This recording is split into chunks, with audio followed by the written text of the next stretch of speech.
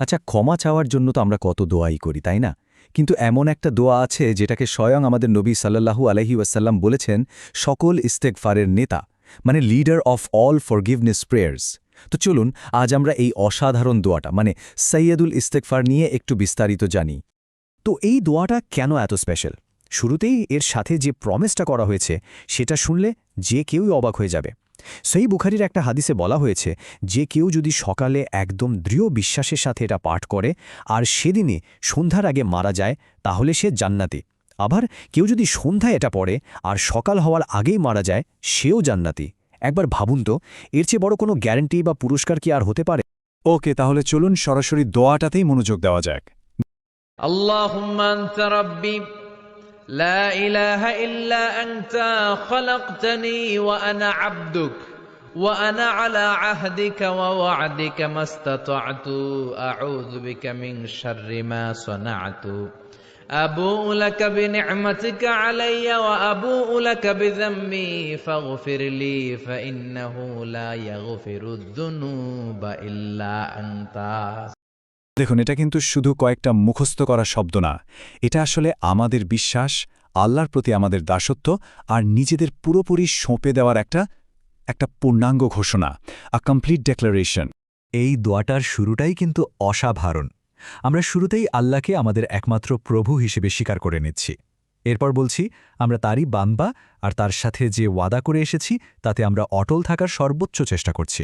তারপর আমরা আমাদের করা ভুল থেকে তার কাছে আশ্রয় চাই, তিনি আমাদের যে কত কিছু দিয়েছেন সেই নিয়ামতগুলো স্বীকার করি, আর একদম শেষে নিজের সব গুনাহের কথা স্বীকার করে তার কাছেই ক্ষমা চাই।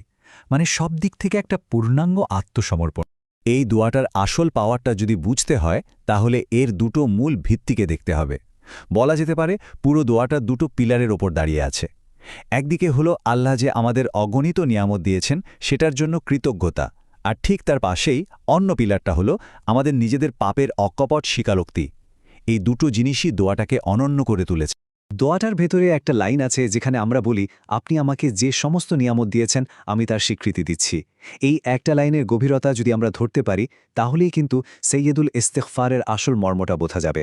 এটা কিন্তু শুধু মুখে আলহামদুলিল্লাহ বলার মতো সাধারণ কোনো ব্যাপার না, এর চেয়ে অনেক বেশি কিছু। তাহলে এই যে নিয়ামতের স্বীকৃতি, এটা আসলে কি?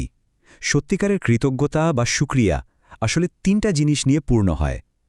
এক, মনে প্রাণে এটা মেনে নেওয়া যে আমার যা কিছু আছে, আমার মেধা, আমার স্বাস্থ্য, আমার পরিবার, আমার সম্পদ, সবকিছুই আল্লাহর পক্ষ থেকে আসা। দুই, এই লজ্জাটা অনুভব করা যে আল্লাহ এত কিছু দেওয়ার পরেও আমি তার অবাধ্য হয়েছি, পাপ করেছি। আর তিন, এই প্রতিজ্ঞা করা যে এখন থেকে এই নিয়ামতগুলোকে এমনভাবে ব্যবহার করব যাতে আল্লাহ খুশি হন। তো এই যে আমরা কৃতজ্ঞতার কথা বলছি, এটাকে আমরা আমাদের প্রতিদিনের জীবনে কাজে লাগাবো কিভাবে? কারণ আসল কৃতজ্ঞতা তো শুধু একটা অনুভূতি না, তাই না? এটা কাজে প্রমাণ করতে হয়। চলুন কয়েকটা উদাহরণ দেখা যাক। যেমন ধরুন আমাদের চোখ, এটা আল্লাহর কত বড় একটা নেয়ামত। এর শুকরিয়া কিভাবে আদায় হবে? যখন আমরা এটা দিয়ে কুরআন পড়ব, মানুষের দিকে দয়ার চোখে তাকাব, হারাম কিছু দেখা থেকে বিরত থাকব। আর এর অকৃতজ্ঞতা কি? যখন আমরা নিষিদ্ধ জিনিস দেখি বা অহংকার নিয়ে কারো দিকে তাকাই। একইভাবে আমাদের জিহ্বা বা জবান, এর কৃতজ্ঞতা হল এটা দিয়ে সত্য কথা বলা, আল্লাহর জিকির করা। আর এর অপব্যবহার, মিথ্যা বলা, গীবাত করা, অন্যকে কষ্ট দিয়ে কথা বলা, এই ছোট্ট একটা অঙ্গই কিন্তু আমাদের জান্নাত বা জাহান্নামের কারণ হয়ে যেতে পারে। এবার আসি সম্পদের কথায়। সম্পদের শুকরিয়া হল হালাল পথে সেটা উপার্জন করা আর জাকাত সাদকার মাধ্যমে আল্লাহর রাস্তায় খরচ করা। অন্যদিকে হারাম পথে উপার্জন করা বা সম্পদ জমিয়ে রেখে কৃপণতা করা, এটাই হল এই নিয়ামতের প্রতি সবচেয়ে বড় অকৃতজ্ঞতা। আর সময়, এটা তো এমন একটা নিয়ামত যেটা একবার চলে গেলে আর কোনোদিনও ফিরে আসে না। তাই সময়ের সঠিক ব্যবহার হল ইবাদতে আর ভালো কাজে লাগানো। আর এর অকৃতজ্ঞতা হল অলসভাবে বা কোনো পাপ কাজে সময়টাকে নষ্ট করে ফেলা। আচ্ছা, এই যে আমরা দোয়াটা পড়ব, এর পুরস্কারটা কি শুধু পরকালে? না, এর নিয়মিত আমল করলে দুনিয়ার জীবনেও কিন্তু এর অসাধারণ কিছু বেনিফিট আছে। চলুন দেখি সেই পুরস্কারগুলো কি কি। এই ব্যাপারে বিখ্যাত তাবেঈ হাসান বসরি রাহমতুল্লাহ আলাইহির একটা খুব চমৎকার ঘটনা আছে। একবার তার কাছে একজন এসে বললেন, বৃষ্টি হচ্ছে না, ফসল নষ্ট হয়ে যাচ্ছে। তিনি বললেন, ইস্তেগফার করো। আরেকজন এসে বললেন, আমি খুব গরিব। তিনিও বললেন, ইস্তেগফার করো।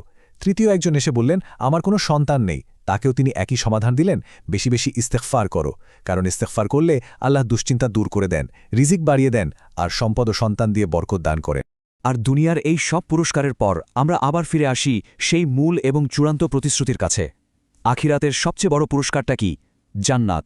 আর এই একটা দোয়াই হতে পারে আমাদের জন্য সেই জান্নাত নিশ্চিত করার একটা মাধ্যম। সুবহানাল্লাহ।